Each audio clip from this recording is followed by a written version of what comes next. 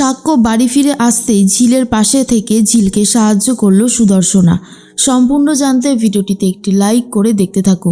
গল্পের শুরুতেই দেখা যায় ঝিল আর সাক্ষ্য বাড়ি ফিরে আসতেই সাক্ষ্যর মা কিছুতেই সাক্ষ্যকে বাড়িতে ঢুকতে দেবে না বলে জানায়। এরপর ঠাম্মি বলে, না না, এই বাড়িতে তো আমরাও থাকি, এই বাড়িটায় আর তোমাদের কোনো জায়গা হবে না। আর সাক্ষ্য, তুমি এটা কি করলে? তোমার বিয়ে চৈতির সাথে ঠিক হয়েছিল আর তুমি কি না এই মেয়েটাকে বাড়ির বউ করে আনলে?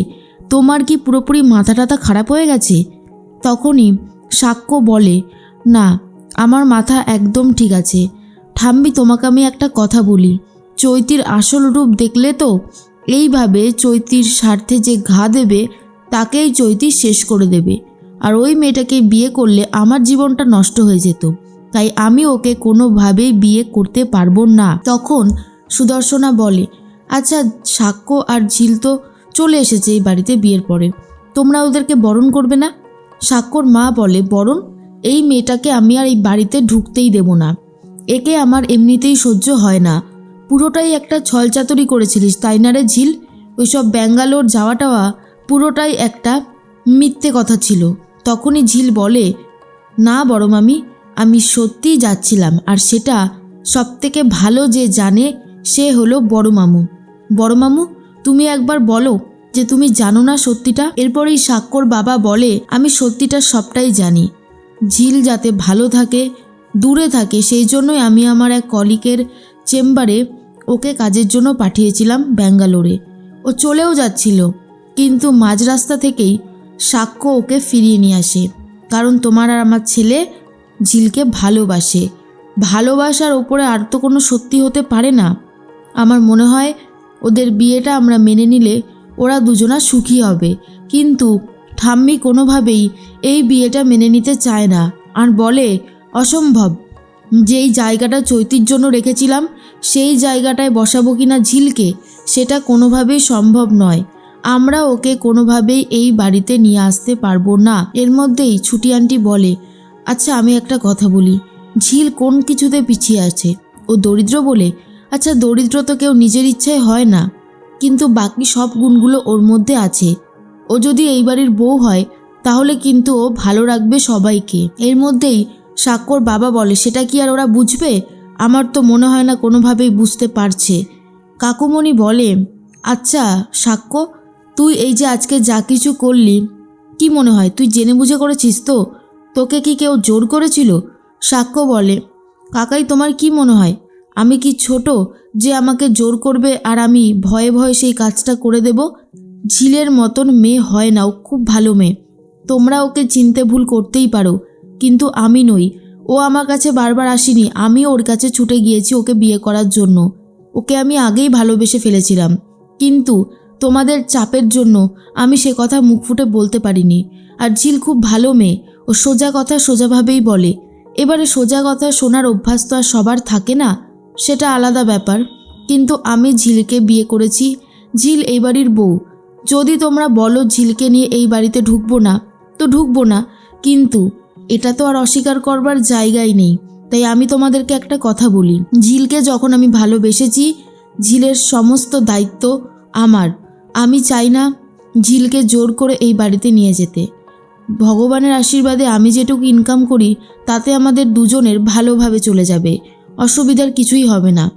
সাক্ষ্যর মা তখন বলে, বাহ সাক্ষ্য, আজকে তোমাকে এত বড় করলাম, লেখাপড়া শেখালাম, আর আজকে তুমি এই সমস্ত কথাগুলো বলছো আমারই সামনে দাঁড়িয়ে। সাক্ষ্য বলে, কি করব বলো মা, তুমি তো সব কিছু শিখিয়েছিলে, সে কথা আমি অস্বীকার করিনি, কিন্তু বাঁচতে গেলে একজন সঠিক জীবনসঙ্গীও তো দরকার। সেই জীবনসঙ্গীটা আমি পেয়েছি, কিন্তু তোমরা যদি এখন বলো সেই জীবনসঙ্গীকে তোমরা মেনে নেবে না, তাহলে আমি এখানে থেকেই বা কী করব? আমার এখান থেকে চলে যাওয়াটাই ভালো। এর মধ্যেই সুদর্শনা বলে, এই বাড়ির একটা স্বভাব আছে প্রত্যেকের, মানুষকে অপমান করা, অপদস্থ করা। সবাই কি জীবনে একই রকমভাবে সাফল্য অর্জন করতে পারে?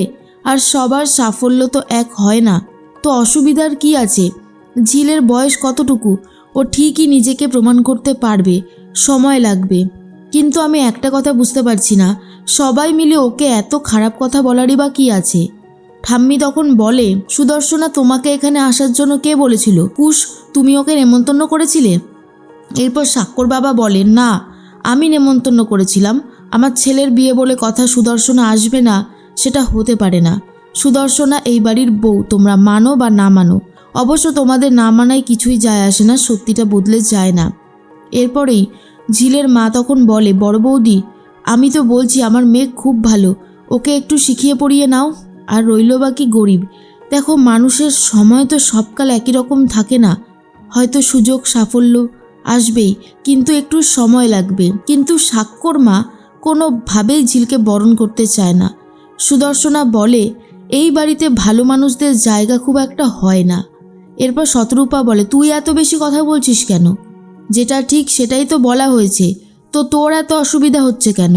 সুদর্শনা বলে, মেজদি, যতদূর জানি তুমি এই বাড়িতে আসার পরে খুব সাফার করেছো, খুব ভয়েও থাকতে। এখন তুমি এতটা বদলে গেছো, আজ তো তোমার সবথেকে উচিত ছিল আগে ঝিলের পাশে দাঁড়ানো। সেটা না করে ঝিলকে এত খারাপ খারাপ কথা বলছো কি করে, সেটাই আমি বুঝে উঠতে পারছি না। একটা সময় আসবে, দেখো, ঝিল সাফল্যের চূড়ায় একদম দাঁড়িয়ে থাকবে। সেদিন পারবে তো তোমাদের কথাগুলোকে ফিরিয়ে নিতে? এরপরই সাক্ষ্য বলে, আমি বুঝতে পারছি না সবার ঝিলকে নিয়ে এত কেন সমস্যা। যদি সমস্যা থেকেই থাকে তাহলে তো আর কিছু করবার নেই। তবে একটা কথা বলে রাখি, আমি ঝিলকে বিয়ে করে সুখী। সারাটা জীবন আমি ঝিলের সাথেই থাকতে চাই। ওর মতন ভালো মেয়ে আমি আর দুটো দেখিনি। হ্যাঁ, এটা ঠিক, ও স্পষ্ট কথা স্পষ্টভাবেই বলে দেয়। কিন্তু মা, চৈতিও তো কম অন্যায় করেনি। তোমরা 5 লক্ষ টাকা দেওয়ার দাবি জানালে, চৈতি বোনাস আরও 1 লক্ষ টাকা দিতে চেয়েছিল। কেন? কিসের জন্য? চৈতি কে যে ওকে টাকা দেবে? টাকা দিয়ে ও ভালোবাসা কিনতে চেয়েছিল, কিন্তু পারেনি। ও ঠকে গেছে, আর কোনোদিনও পারবেও না। চৈতিকে বিয়ে করা মানে আমি আমার জীবনটাকে নষ্ট করতাম। কিন্তু ঝিলকে আমি ভালোবাসি, আর আমি ওর সাথেই সারাটা জীবন কাটাবো। এই কথাটা আমি তোমাদেরকে জানিয়ে দিলাম। এরপর তোমাদের যা ইচ্ছা তোমরা করতে পারো।